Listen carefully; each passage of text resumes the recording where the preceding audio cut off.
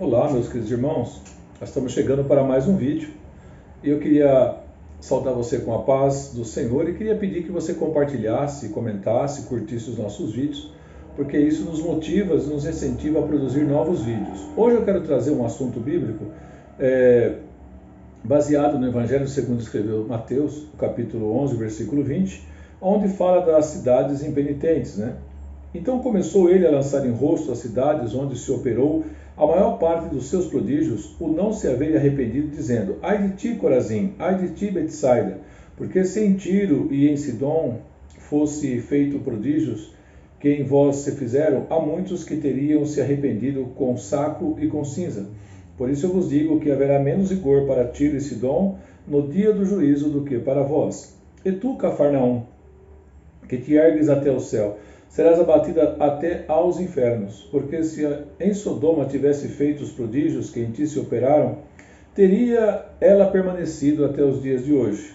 Porém eu vos digo que haverá menos rigor para os de Sodoma no dia do juízo do que para ti. Eu estava meditando nessa palavra, amados, e eu comecei a perceber que essa região aonde Jesus realmente fala essas palavras é justamente aonde houve mais operações de milagres por sua parte, atuando naquela região. Foi ali que ele curou a sogra de Pedro, foi ali o homem da mão mirrada, foi ali naquela região que ele fez grandes sinais, de forma que a maioria dos seus milagres foi operado nessa região. E ele começa então a falar para o povo que ali está acerca de certa forma, o texto nos dá a entender uma indignação por parte do Senhor quando ele começa a dizer: ai de ti.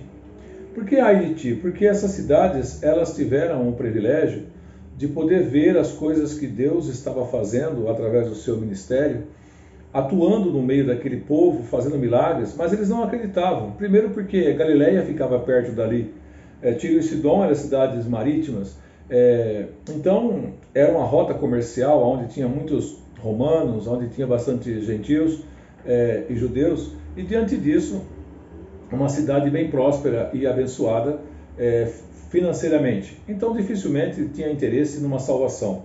Mas Jesus operou grandes sinais e maravilhas. E o fato de dar a entender que ele está indignado é porque aquele povo não tem um coração voltado para as coisas de Deus e não se arrependeram. Eles citam as cidades aqui como Corazim, Betsaida, e diz para elas, se em Tiro e Sidom tivesse operado os sinais que foram feitos, eles teriam se convertido. Como também depois ele cita mais para baixo o Cafarnaum, que ele fala que se em Sodoma tivesse feito os sinais que se fizeram, as cidades teriam se convertido.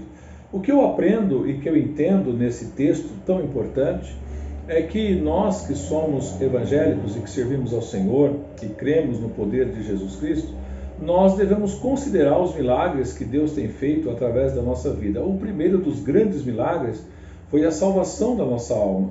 E essa salvação ela é muito importante.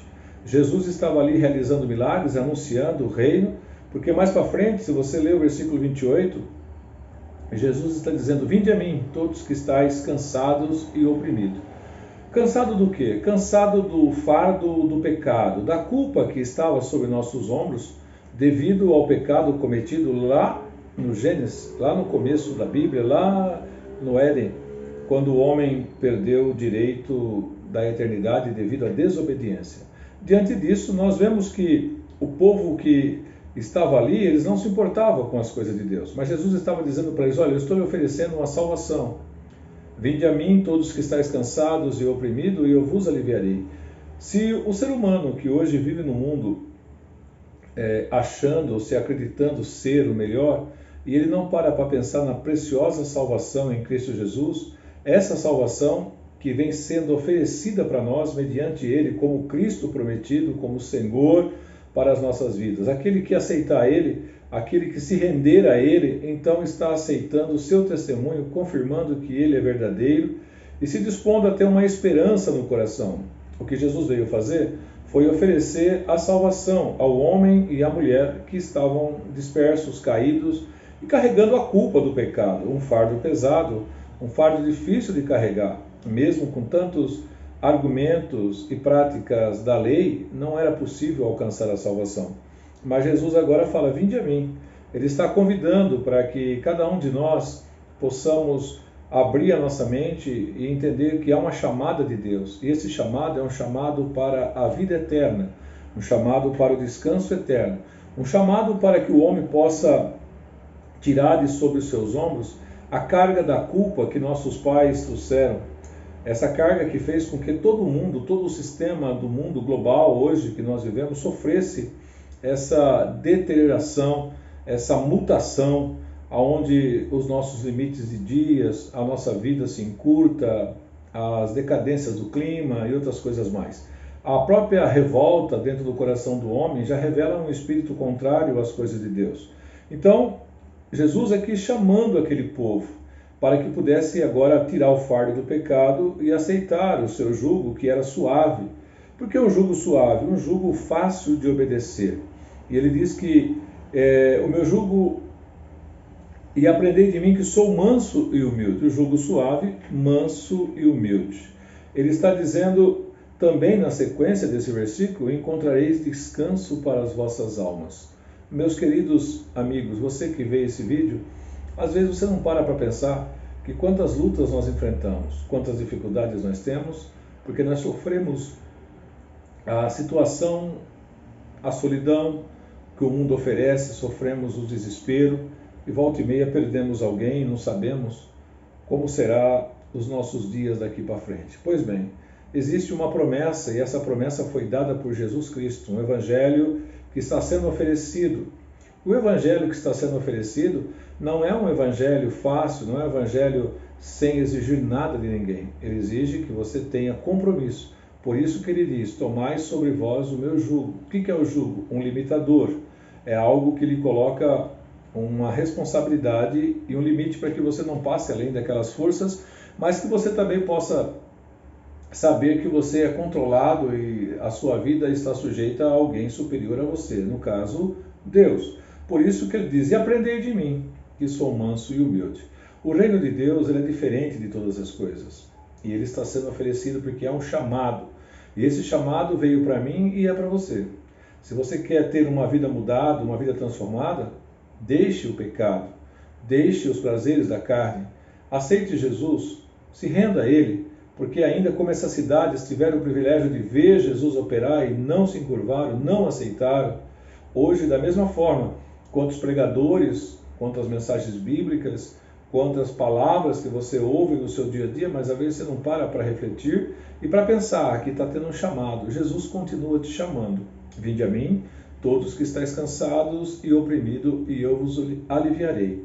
Aliviar o fardo da culpa, porque o homem sem Deus, ele é apenas um ser ambulante que vive nessa terra sem ter certeza, sem ter esperança e sem saber para onde ir. Por isso, nesta oportunidade, eu quero te dizer: aceite Jesus, mude a sua vida. Olha, se renda a Ele, aceite o seu jugo, que são a prática de vida, é os testemunhos, é acreditar nele, é louvar a Ele, é viver para Ele. Porque não adianta também você estar dentro de uma igreja, 4 paredes propriamente dita, dizendo que ali você está vivendo uma vida plena, se a sua vida está totalmente envolvida com as coisas que desagradam a Deus. Deus quer fazer algo importante na sua vida. Deus quer que você tenha uma mudança radical. Para isso Ele te chama hoje, Ele te chama agora. Talvez esse vídeo você vai pular ele por achar muito longo, mas eu gostaria que você parasse para ouvir o chamado de Jesus Cristo. O chamado, quem sabe, da última hora, da sua última oportunidade.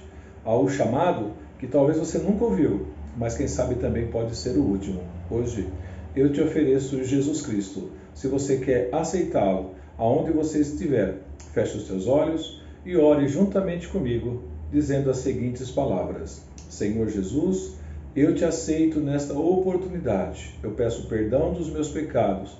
Peço que escreva o meu nome no livro da vida, que me ajude a seguir firme essa caminhada até o último dia aqui na terra e que eu possa continuar diante de Ti, Senhor. Me dê força, me cubra com Seu sangue e me proteja, perdoando todas as minhas falhas, pois eu entrego a minha vida em Tuas mãos. Amém. Procure ainda hoje um lugar onde você possa estar, uma igreja. Nós somos da Assembleia de Deus, Ministério do Belém. e você tem a oportunidade de poder servir ao Senhor. Que Deus te abençoe, um grande abraço. Eu sou o pastor Aparecido Gomes e desejo a você uma boa recepção de Jesus Cristo no seu coração. Fiquem com Deus.